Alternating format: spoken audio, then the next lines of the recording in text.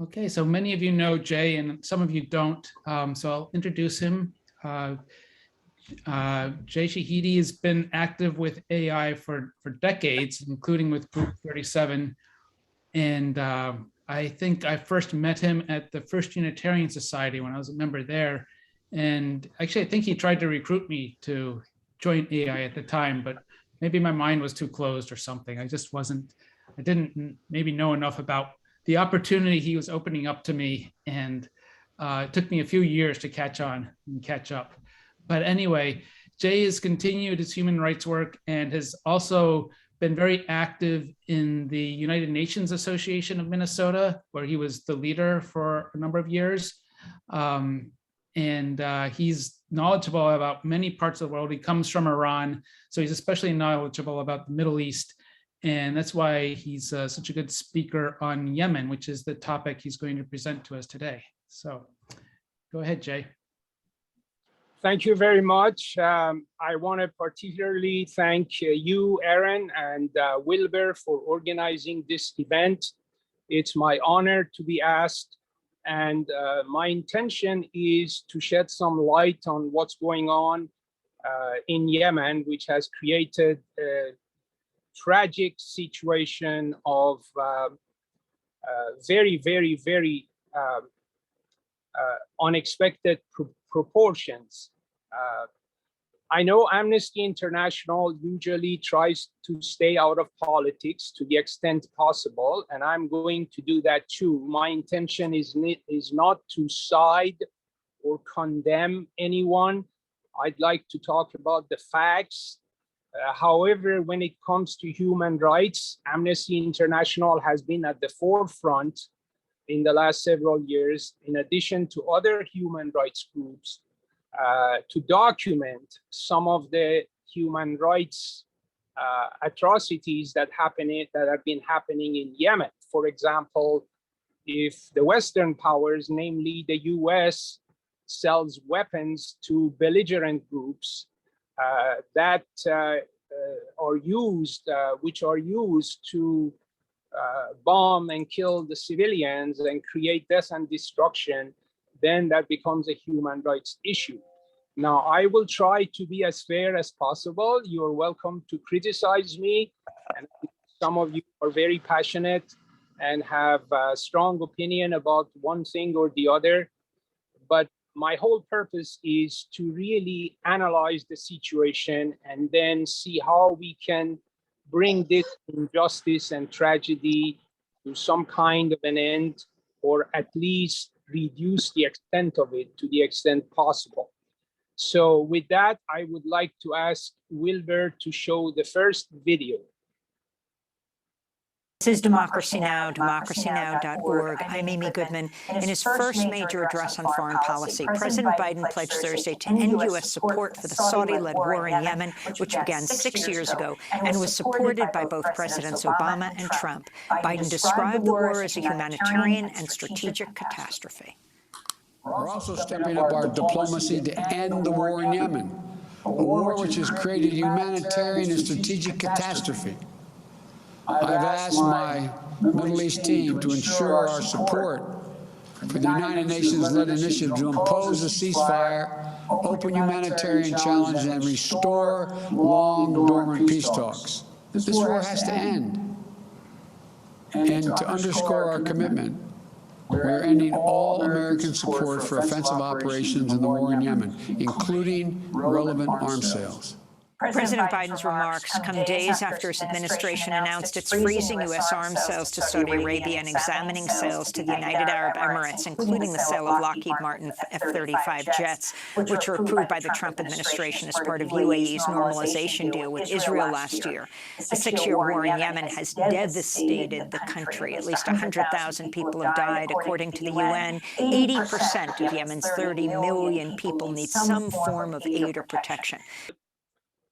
Thank you for showing this video. I want to, in a way, thank President Biden, because it's a breath of fresh air, even though this action goes only so far, but it's a beginning after 6 years of heavy bombing by Saudi Arabia, United Arab Emirates, and their supporters, there is going to be some relief for the Yemenis people, which they have suffered as a result of the foreign intervention in Yemen.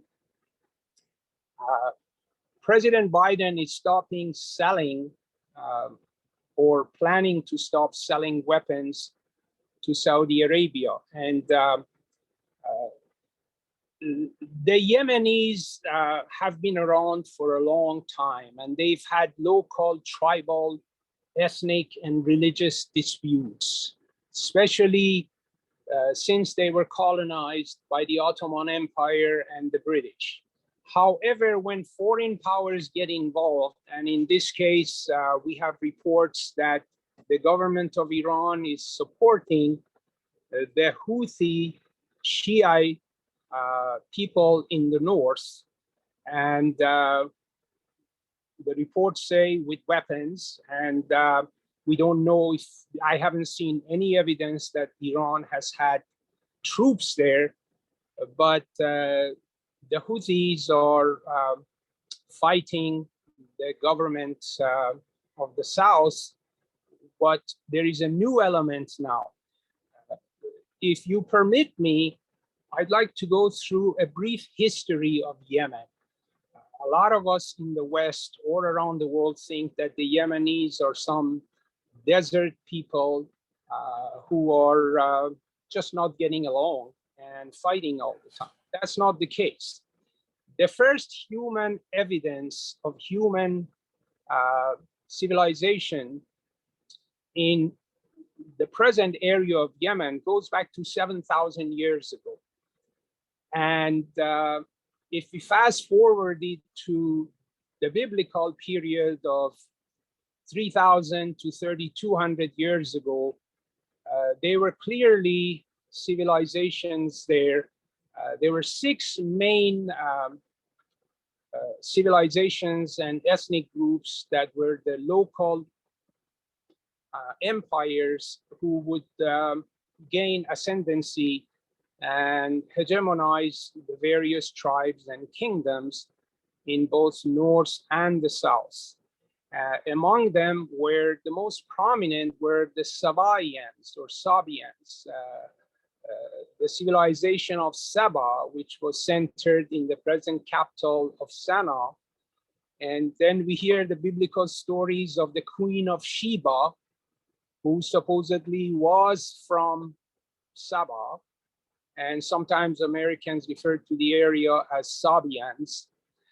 There were other civilizations in Mayin and others who at times were on the ascendancy over 1,000 years. But the Sabaeans were the preeminent ones who ruled for about 1,000 years, sometimes fighting with other groups, sometimes getting along. Now, so their civilization, according not only to the Old Testament and the Bible, but according to historical and archaeological finding, goes back for a long time. And they were very rich, very prominent at times. They were tradespeople at the southern part of Arabia. And the Romans had a special interest in that area because they wanted spices, and it was a very strategic location. For example, Ptolemy, the historian, the Roman historian, called the area the Happy Arabia, Arabia Felix, which meant compared to the rest of Arabia, which was a hot desert with very little water, Yemen was a relatively livable place with some water and agriculture, and therefore a civilization grew and passed hands. Now, there were local tribes and kingdoms, and again, just like other places on the planet of Earth, there were wars, and there were coalitions, and there were associations, and sometimes, you know, they got along and sometimes they didn't. if we fast forward to the year 630 Common Era, 630 AD, when Islam came to Yemen. And when I say Yemen, I mean both North and South. And Prophet Muhammad set up Islam, as you may know, around 620 Common Era. And then by 630, they had already come and they were converting people in Yemen. And of course, Prophet Muhammad was, according to what we know, from Mecca, and that's an oasis in the desert, few hundred miles northwest. And so there was an interest by outside powers, including the Persians and Babylonians hegemonized the area. And this is before Islam came. But Islam had the ability of somehow unite the people. And I want to say that in the North, about 200 years after the founding of Islam, about 800 Common Era, there was a Shiite imamate set up, which lasted 1,000 years, actually 1,020 years. So keep that in mind. What we hear in the Western media about the Houthis being a ragtag, uncivilized people, that is not the case at all. They've had a religious theocracy there. They had it for 1,000 years until they were conquered by the Ottoman Empire, the Turkish Empire, in 530. So they lasted about 1,000 years. So the fact that now they want an imamate now is the same people who are basically adherents of the Shia sect of Islam. Well, what happened when the Ottoman Empire, which was a rival to European empires, came south, they ruled Western Asia for about 400 years. They were based in Istanbul, Turkey.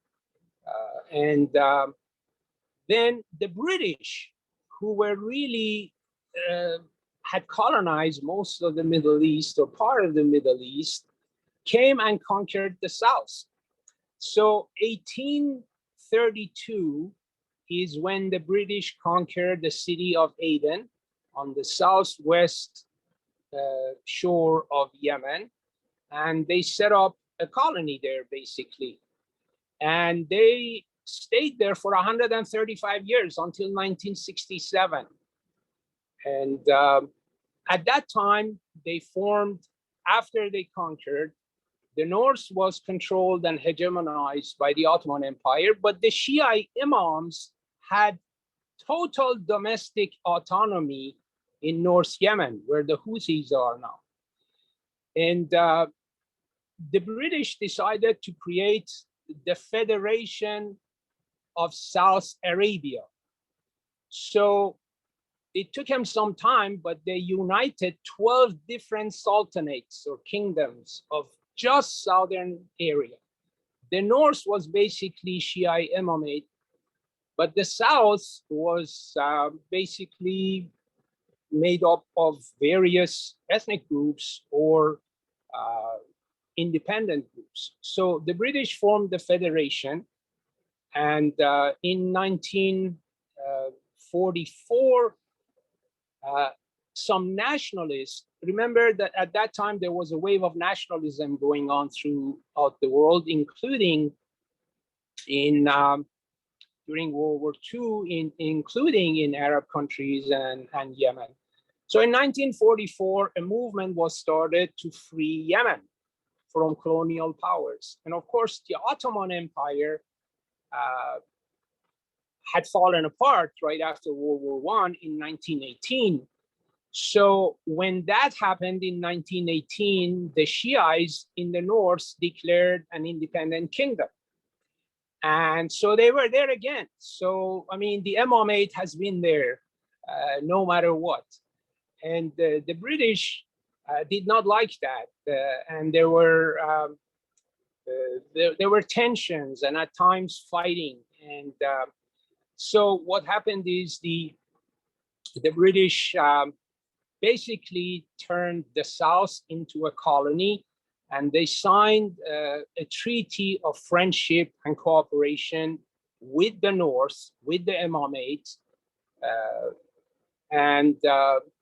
So 1962, there was a rebellion in the North, and Arab nationalists overthrew the kingdom, the last king.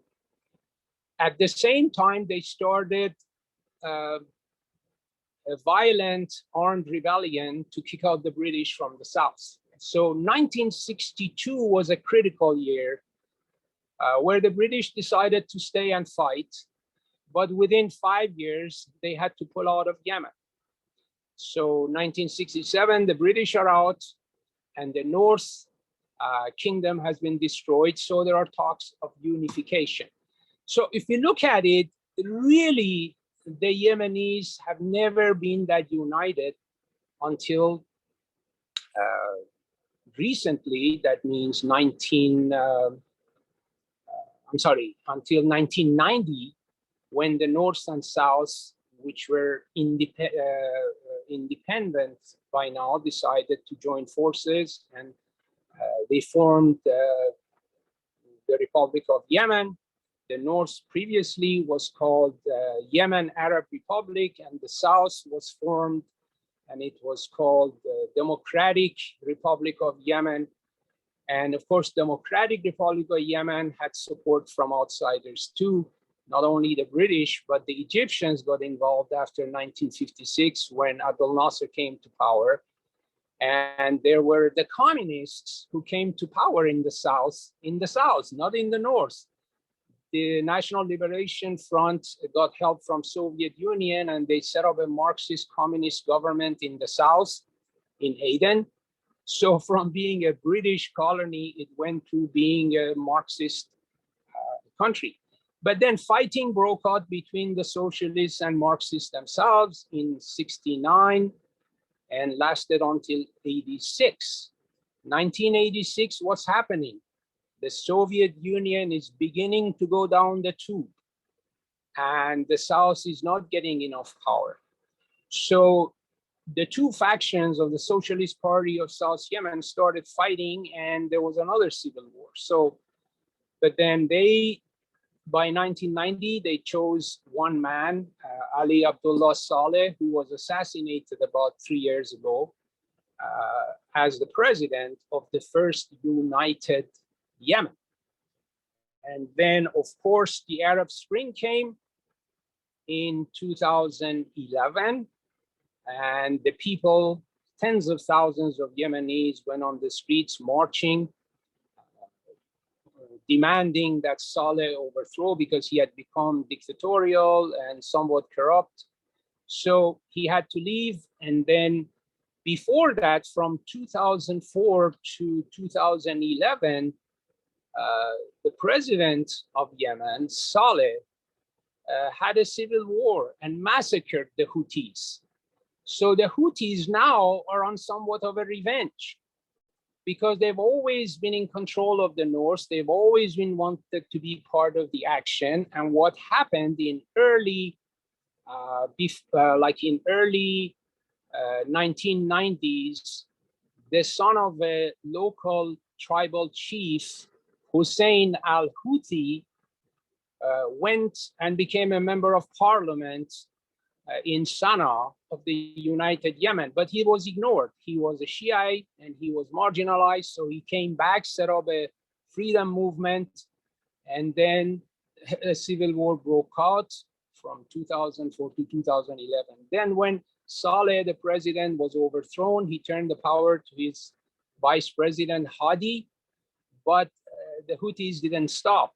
They came south and conquered the capital by 2015, the capital of Sana'a, and Hadi fled to Saudi Arabia. So early February 2015, the Houthis are in control of the country, basically, and Saudi Arabia forms an alliance and starts bombing them. And that's why we have this mess. And then what happens? The United States, United Kingdom, United Arab Emirates, Egypt, France, England, many other groups start supporting Saudi Arabia with weapons.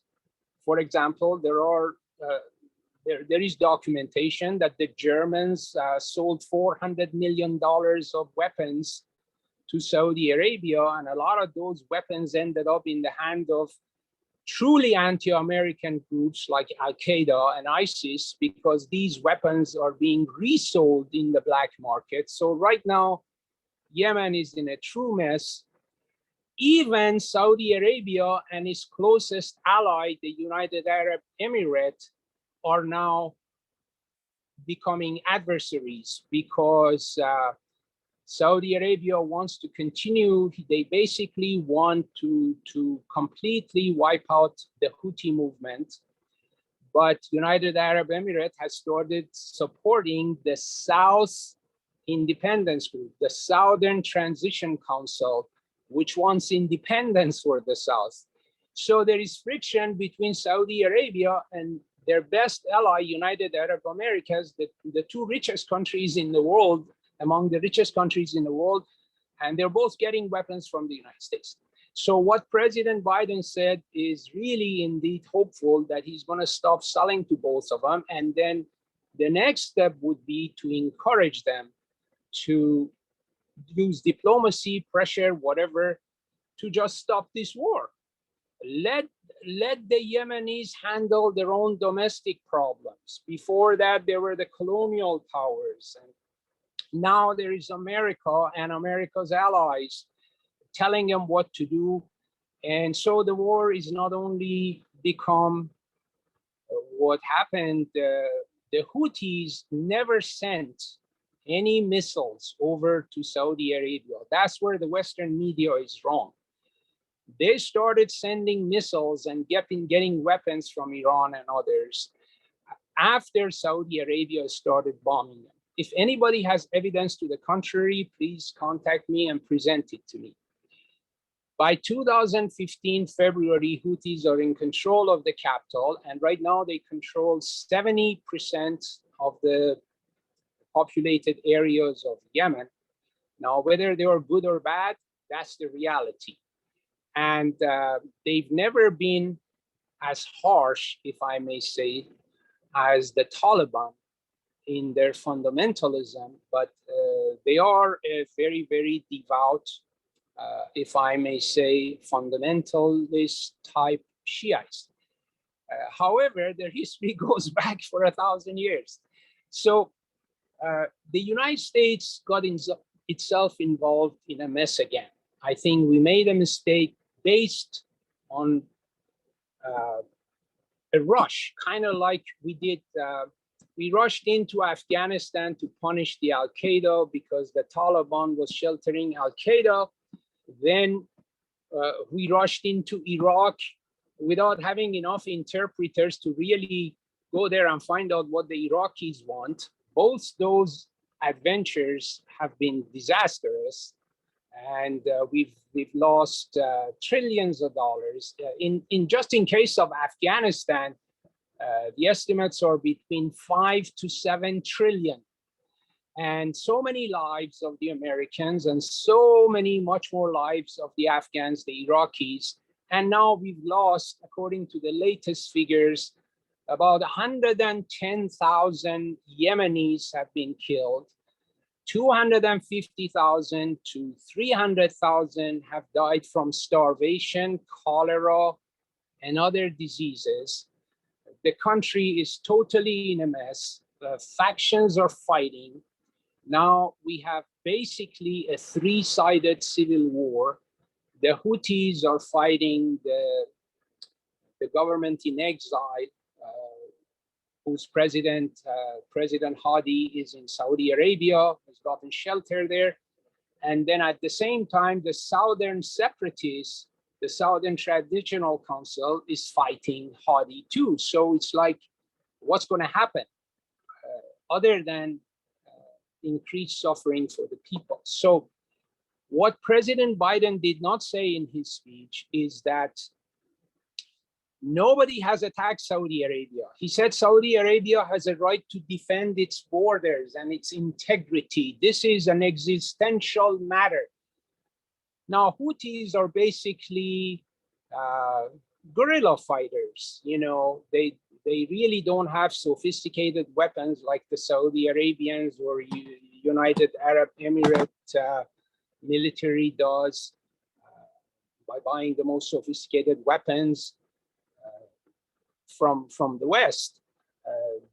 But somebody's giving them weapons, obviously Iran. So I want to say that in my judgment, and I'm sorry, this is the judgment, this is not just a proxy war, the outside invasion or the outside bombing.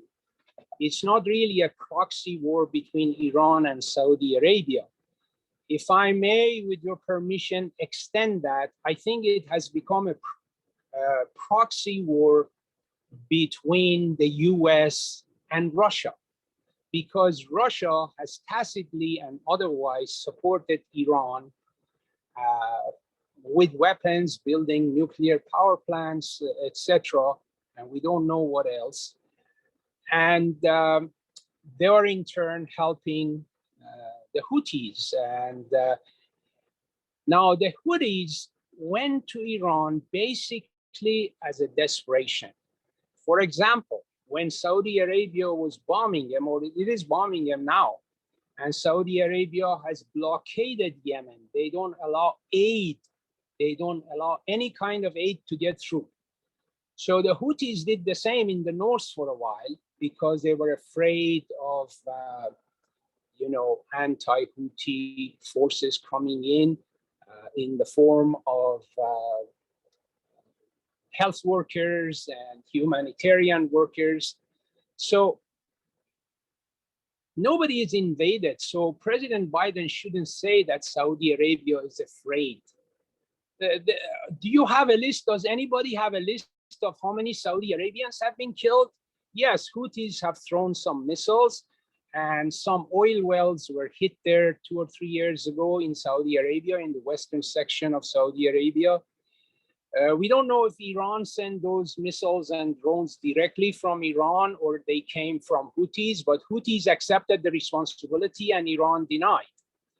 So I believe all the outside forces should stop supplying them, including Iran, including if any indirect weapons are coming from Russia, which we really don't have evidence. But the same way that Iran has been protected and supported by Russia for at least 15 years, as the sanctions have gotten worse, and as President Bush II started threatening Iran with possible bombing, etc. But then when President Trump took over, he increased the sanctions, made Iranians suffer. And, as usual with these sanctions, the leadership, the military does not suffer. It's the ordinary people, because the people in power will somehow keep themselves functioning. But Iran went to China a few years ago out of desperation. So now the Chinese have great influence, and they're investing and building infrastructure and possibly military bases in Iran. So this policy of threatening and bombing these smaller countries has really been counterproductive, as we see in Afghanistan, as we see in Iraq, as we see in Syria, as now we are seeing in Yemen. It is not really. Now, who benefits from these wars? I think the only people who get immediate material benefits are some weapons makers. Clearly it's bad for American people and their interests. Where does the money come for these wars? I'm talking about now. So far, the United States is not directly involved in Yemen, but there is a possibility of that, which I dread. But we are selling weapons to Saudi Arabia. Saudi Arabia is doing the dirty job of bombing the place. So to me, that's a violation of human rights, where the Amnesty International and Human Rights Watch and the UN and UN humanitarian groups, refugee groups, human rights groups, they've all criticized it and gave us warnings.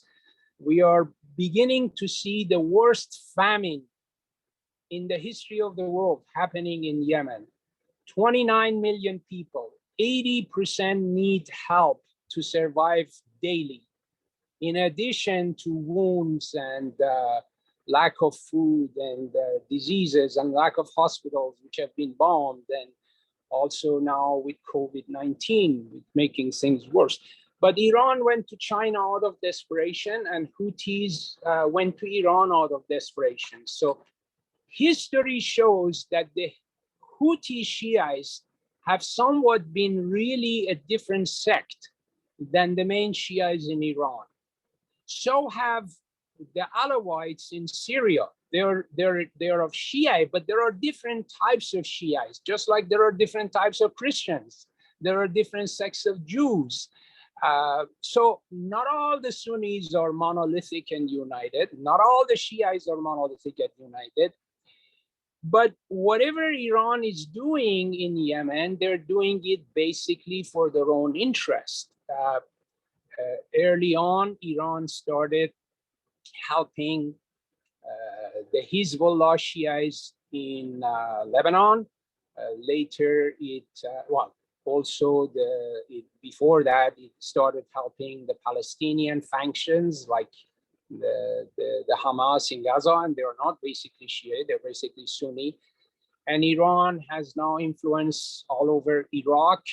It's not really to help the Shiites, it's to keep themselves protected. Like, if you look at it from their point of view, or from their strategic point of view, sitting in Tehran, those government officials and military leaders say, well, if we didn't have influence with Hezbollah in Lebanon, with the various factions in Iraq, and with the Houthis in Yemen, and with Hamas, and in Syria, which is farther away, probably Iran would have been bombed by its opponents. But for whatever reason, for their own protection, for their own survival, it appears to me they've decided to support the Houthis.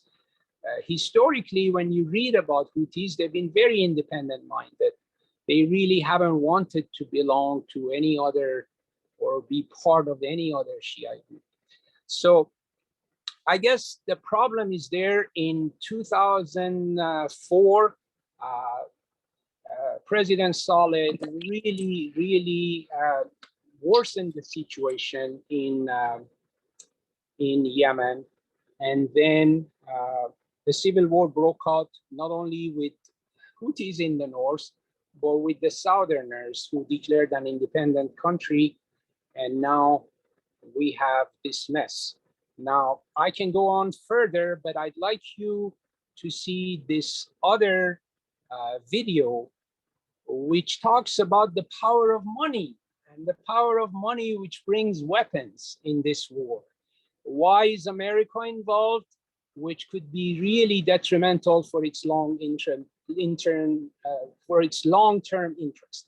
Please watch this documentary too, which is a clip showing why, for example, President Trump was so eager to support Saudi Arabia and its allies and go against Houthis. Saudi Arabia's Crown Prince Mohammed bin Salman met President Trump at the White House on Tuesday as part of a high-profile tour of the United States. He's in the nation's capital to attract investment and promote his reforms in the kingdom. But there's another issue that's looming over his visit: Yemen, which the United Nations has called the world's worst humanitarian crisis. MBS is believed to be the architect behind Saudi Arabia's role in Yemen's spiraling civil war. The conflict has turned into a proxy battle between Saudi Arabia and its chief rival, Iran. In 2015, the Saudis entered Yemen's civil war to support the government of President Hadi, who was ousted by the Iranian-backed Houthi rebel group. In the 3 years since the war escalated, at least 10,000 civilians have been killed and many more injured. 3 million people have been displaced. Years of Saudi-imposed blockades have led to dire food, medicine, and fuel shortages and contributed to the fastest-growing cholera epidemic ever recorded. So how is the United States involved? As a key ally, the U.S. military has supplied weapons and intelligence to the Saudi coalition. It's also provided mid-air refueling for coalition jets during their bombing runs. President Trump even boasted about U.S. arms sales to Saudi Arabia during his meeting with the Crown Prince. $3 billion, $533 million, $525 million. That's peanuts for you. Should have increased it. In November, Amnesty International determined that an American-made bomb was used in an airstrike that killed 16 civilians, including 7 children. Vice News spoke with some of the surviving victims. Human rights groups say the use of U.S. munitions could make the U.S. complicit in Saudi coalition war crimes. Human Rights Watch alone has documented almost 90 apparently unlawful coalition attacks, including many where the coalition used U.S. origin munitions. The coalition has repeatedly, indiscriminately, and disproportionately bombarded Yemeni civilians, markets, homes, hospitals, by continuing to sell weapons to Saudi Arabia, despite the fact that it is likely that those weapons will be used unlawfully in Yemen. The U.S. and U.S. officials are risking complicity. On Tuesday, as Saudi's Crown Prince tried to win over Washington, Congress took up the issue of U.S. involvement in Yemen. A bipartisan resolution was introduced by Independent Senator Bernie Sanders, Democrat Chris Murphy, and Republican Mike Lee. It called for the U.S. to withdraw its support for the Saudi coalition. The trio of legislators forced a vote in the Senate, invoking the Vietnam-era War Powers Act, which gives Congress the power to remove U.S. forces from foreign conflicts when it hasn't given authorization. But the Defense Department pushed back. In a letter to Congress, Secretary Mattis argued that the U.S. has only provided non-combat support for Saudi Arabia, and that a withdrawal would damage the U.S.-Saudi relationship. The Pentagon's argument didn't sway the bill's sponsors. We're helping a foreign power bomb its adversaries in multiple ways.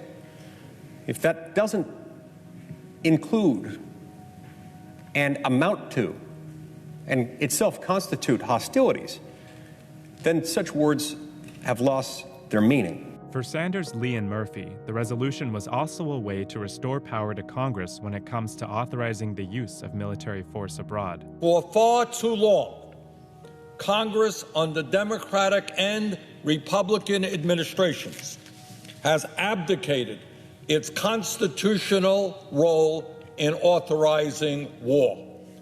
The time is long overdue for Congress to reassert that constitutional authority. Their effort was defeated in the Senate, but advocates say the debate itself was important for putting Yemen under the spotlight. Saudi Arabia pays attention when the U.S. makes comments on the Yemen war, when the U.S. threatens to withdraw support, when the U.S. threatens to suspend arms sales. The question is whether the U.S. and U.S. lawmakers are willing to use that pressure to really enact real change. Well, I guess I want to clarify that I believe as of this moment that most people in the United States, for example, have the noble intention of really wanting to help the tragic situations around the world. Now, I have worked with refugee groups like the American Refugee Committee, which is now called the Light. I worked with Amnesty International, with many other human rights groups and development groups and NGOs in the United States. I believe most of us want to help the people of Yemen. But then there are special interest groups, like, as I say, some weapons makers and some military adventurers who believe that the military might is good. And then there are other interest groups, like some oil companies. There isn't much oil under Yemen, but that must be part of the equation. As of now, geologists are saying there are 3 billion barrels of oil under Yemen, and they are next door to Saudi Arabia. Yes, Saudi Arabia has a right to be concerned about its neighbors. Nations and empires have always, throughout history, at least the 6,000 to 7,000 years of history that we can read about, nations and civilizations have always been worried about their neighbors and tried to interfere in their affairs. But the question is, the American individuals and groups who want this kind of a mess in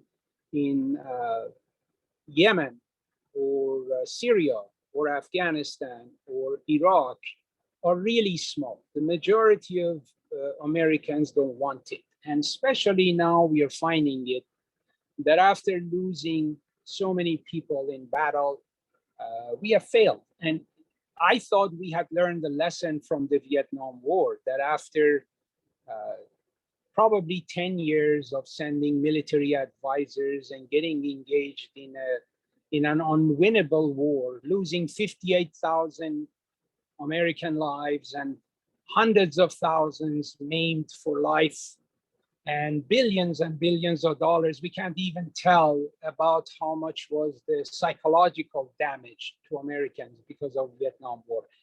So we went there out of this desire to stop communism, instead of trying to accommodate or getting along or negotiate or playing diplomacy. But of course, that was during Cold War. But then after we pulled out, the whole country went communist anyway. So that was a futile war. I'm sorry to say, we send our people to die for a futile cause. So I hope you have learned the lesson, and I hope President Biden is going to go further, follow the leadership of these great senators, Murphy, Lee, and Sanders, and take the leadership of really make Saudi Arabia and United Arab Emirates accountable. We know that as they make money and become more powerful and get weapons, they're becoming more adventurous. For example, the main island of Yemen in the south is now occupied by United Arab Emirates. And that's going to be another area of fear. So is this a war? Is this a proxy war between Iran and US? Is this a proxy war between US and Russia? And is it going to become a private proxy war between US and China? We know that China and Russia are feverishly forming alliances, military alliances, etc. So it is very dangerous. We have to turn the whole matter to the United Nations. The United Nations has passed many resolutions at the Security Council, at its human rights organizations, to stop the arms trade, to remove the embargo, let the people get food and medicine. And I think this is in the long-term interests of America, because these wars spend taxpayers' money, which is our money out of our work, which could be used in productive ways. And now with climate change, we need this money to go into alternative energy sources, cleaning up the environment, creating sustainable infrastructure, etc. So if you have any questions, I'd be happy to answer. Yeah, we have about 10 minutes. So Gary has a question. Let's have Gary come on and ask his question. Yes, hello. Last Friday night, Bill Maher made a point that 7 of the 10 largest, richest counties per capita in America are ringing Washington, D.C. And therefore, that is defense contractor lobbyists and defense industries. And obviously, it's all about the money that's leading to this sort of continued effort. My question is, I have heard about a year ago that Saudi Arabia is blocking not only food aid to Yemen, but is even blocking doctors, medical aid, international UN type organizations that would try to help the catastrophe going on. And I would assume that's still going full bore. Jay? Yes. As far as last night, of course, you can't believe everything on the internet, but internet seems to be the fastest record but I do listen to many, many news outlets, including Al Jazeera, Russia Today, Euronews, etc.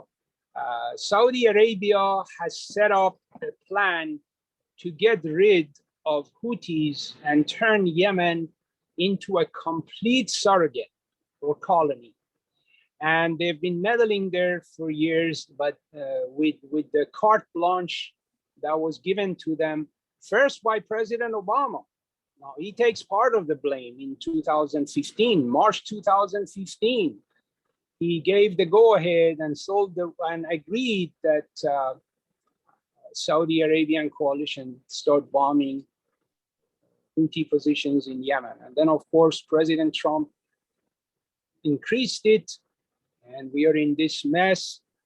Often when I talk to people from arms industry or oil industry or various economic groups, when you bring human rights and damage to ordinary people and the suffering, they kind of brush it aside as collateral damage. Collateral damage. Well, collateral damage not only is immoral and illegal, but it also comes back to haunt us economically. So our children, my children, their children have to spend years to pay for these wars, which do not benefit the American population as a whole. They just benefit a few weapons companies or oil companies. And Houthis have been there for over 1,000 years, 1,300 years. And they became angry because their leader, who had gone to the parliament in the south, was killed in a skirmish.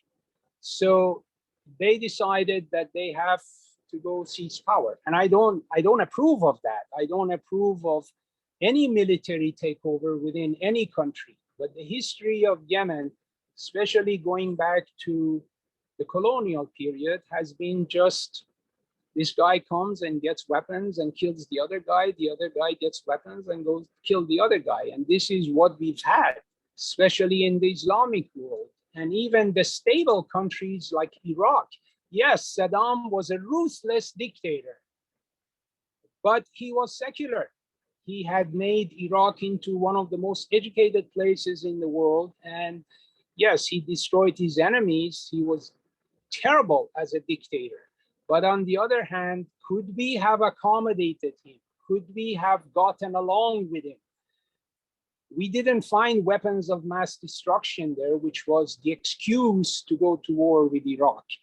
And this is what my intention is, that these wars really damage America's interests economically, financially, as well as in other ways. Debbie had a question. Oh, go ahead, Aaron. Yeah, Debbie had a question about what are the best sources of information, and also how can we influence Saudi Arabia? Influencing Saudi Arabia is almost next to impossible because you got a family which owns the whole country, the Al Saud family, and right now they have a crown prince who's a de facto king, totally in charge. He even has gotten away for the blatant things that he does. It's like because he has become encouraged by the US presidents and US support, and he can basically do anything, start any wars, exterminate any opponents, and he can justify it on their national security. Okay, well, Saudi Arabia's national security is to maintain the power of the Al Saud family. Therefore, he justifies that any opponents, any groups or individuals must be exterminated. Now, I know in the United States, people use that argument. For national security, we need sometimes to jail people or engage in censorship or start wars. But I submit to you that as we have seen clearly in Afghanistan and Iraq, now we went there to defeat the Taliban. Now we are handing the whole country back to the Taliban. What could be more wrong than that? Maybe the Taliban have changed, I hope. Maybe they've become more seasoned. Maybe they allow women some degree of progress. And that has happened. For example, in Iran, initially women were oppressed more, but then they realized that they couldn't do that. Right after the revolution in 1979, women got into the streets, and because women were becoming educated even faster than men, and they were important to run the country and the economy, not only education, but all phases. And so maybe that will happen to Taliban, I hope. But the United States cannot just go around the world and just resolve all these problems militarily, because if nothing else, we are getting a strong economic competition from China. China is going economically, setting up infrastructure, Belt and Road Initiative, helping these countries in Africa and Asia and Middle East develop themselves economically. America is still going, saying, do this or do that or we'll bomb you. That has to stop. And that's why I'm giving a lot of hope to President Biden and his group in Washington to really enlighten the American people and move away from that policy of might is right and trying to appease the power of the weapons makers. Yes, please.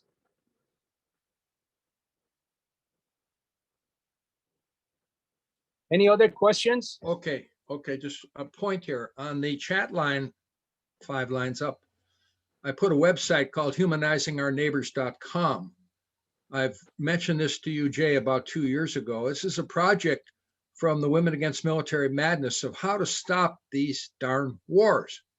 And what it is people will put their own picture with a little saying, and I want 2,000 people from Iran, which is likely a target of the US, and perhaps Yemen, but I'd like, from the Middle East, I'd like a ton of pictures of regular citizens showing their faces and saying, I think we better have peace.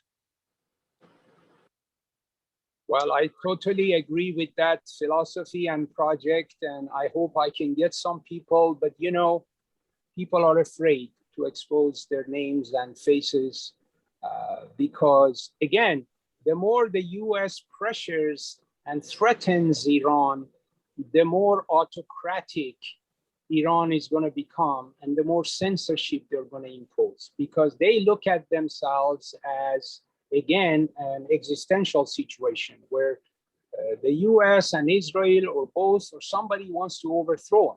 So when they feel desperate, they become more dictatorial. And right now, because of our wrong policy, giving carte blanche to Saudi Arabia, we have turned Yemen basically to Houthis.